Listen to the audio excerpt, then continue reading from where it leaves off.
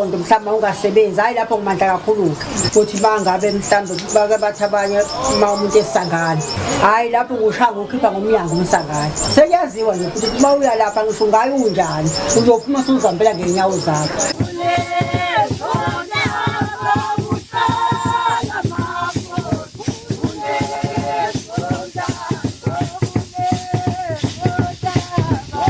Before you watch this video, please make sure you subscribe, like the video, and press the notification button so that you do not miss another video from this channel.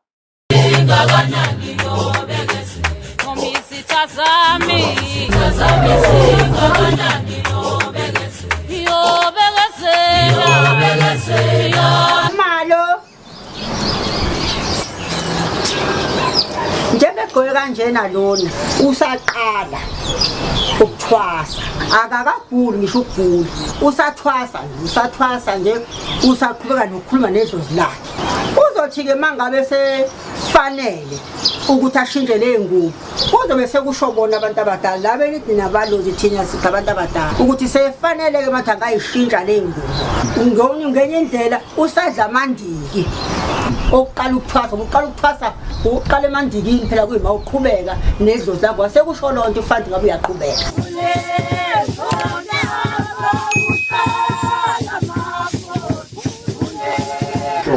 Uze wendosi. Okay, umnyeko lo engigqokile umnyeko wona mase ngisathwasa njengoba ngigqoke kanje njengoba ngigqoke ingubo ezimhlophe ibhayeli blue nendonga ezimhlophe kuchaza ukuthi emanonweni namathatha zami okugida engigida ngawo njengoba ngigqokile kanje lezi zikhumba zibizwa ngokuthi umnqwambo ukuthi sengilivumile idlozi nezikhumba nelekhunjana nezinyongo lezi zihambisana nemnqwambo yakhona ukuthi sengilivumile idlozi. Undosi lo emagabheni le step ke lesi akusona yena sekustep sokugula ke lesi la njengesegqoke ezimhlophe sekuyidlozi phaqa sezizela dlula lapha endikini ngoba khona amandiki khona idlozi lo njengegqoke kanjena ke useyabhula lo seyangena emakhosini abhulela abantu sekuyisangoma ke lesi esiquke kanjena umuntu ungathatha ngokuthi isangoma kanti cha kade ufuna adla indiki nje abe siyayiphothela idlozi selifuna okwayo kodwa maseze waba la sekukuthwasa ke usiyathwasa makho ungahamba ke mntana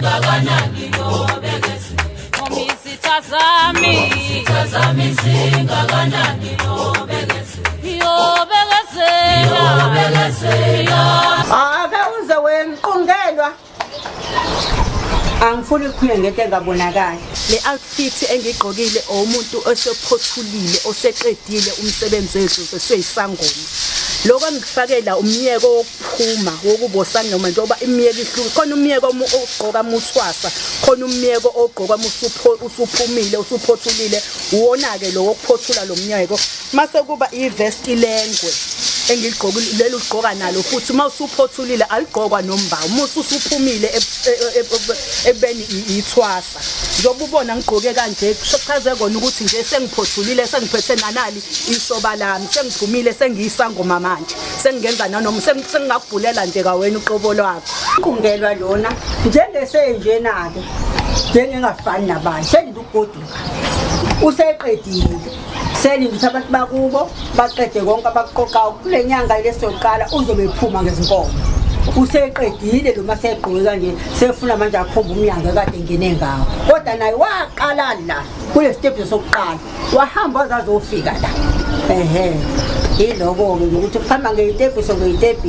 angeke uvele uthatha umuntu umuthi dlu uthi sangoma kanti akasona isangoma abantu sebefunda manje indaba enkulu ukuthi bavele umuntu athi uyathwasisa engakaze nje athwase yena kanti phela kuyathwaswa ukuze ukwazi ukuthwasisa nawe le ahambi ngomqondo ukuthi khona into yaziyo. Ngiyabonga ke mntana Khuluma manga angela tsena manga angela khuluma manga angela tsena manga angela khuluma manga angela tsena manga ya sekuyisikhathi manje ukuthi wonke umuntu lonke ithwasa likhona lihambe liyophehlela idlozi layo manje njengoba suku7 isikhathi sokuphehla u7 so bonke sebezosuka manje bangene ngaphakathi esikoleni bayophehla.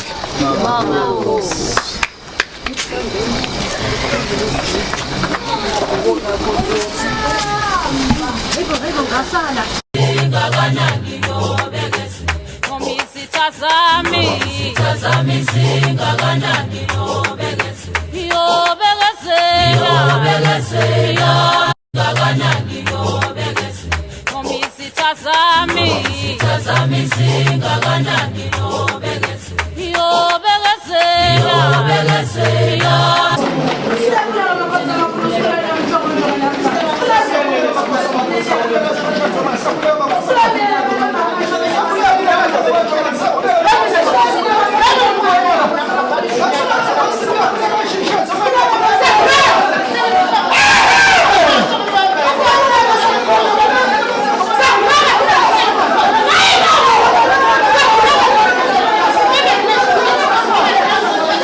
Into eyenzeka njalo ethongweni mangabe uthwasa ngoba kuyindlela yokuthi ukwazi ukukhuphula idlozi lakho. Mawukhuphula idlozi lakho ngeke ulikhuphule uhleli uyithulele nje, kufuna bekhona ozoyenza kuze likwazi ukukhuphula idlozi lakho. Ngamthombe ngala ngakanani nikwele njani?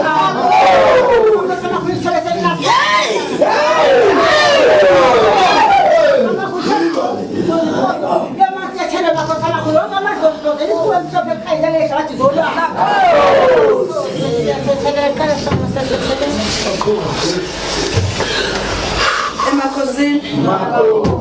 Siyakhuleka emakhosini akomhlaba wonjongane kaMkapi. Nina naduka iminyakanyana satholana kwesine. Kunani nina nahamba ngamasha abanye bambe ngezinyawo.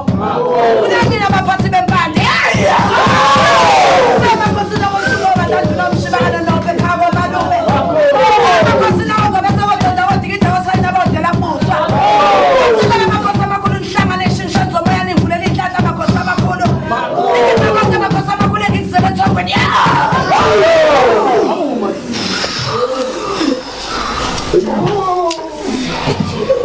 Ngiye ngimqaliseke umntu wesifazane ukuthi kufuna abheke into ayenzayo lento nento ayenzayo.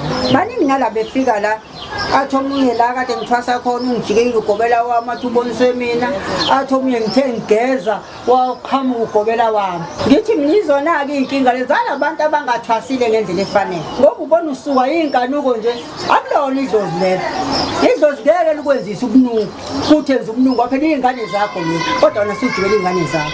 Ngeke ngimxwayiselana-ke umuntu uma ngabe ethwasa umuntu wesilisa ewumuntu wesifazane ukuthi akazihloniphe, mezogqoka akavale endlini, agqoka aqede abe seyaphuma-ke. Ambheke futhi ukuthi lo muntu engikuyena ngempela unjani, ngoba uzombona phela umuntu uthi hayi lo ongathi aqondile ukuthi mangenze lo msebenzi engizowenza, namagama azobe wakhipha akasho njalo.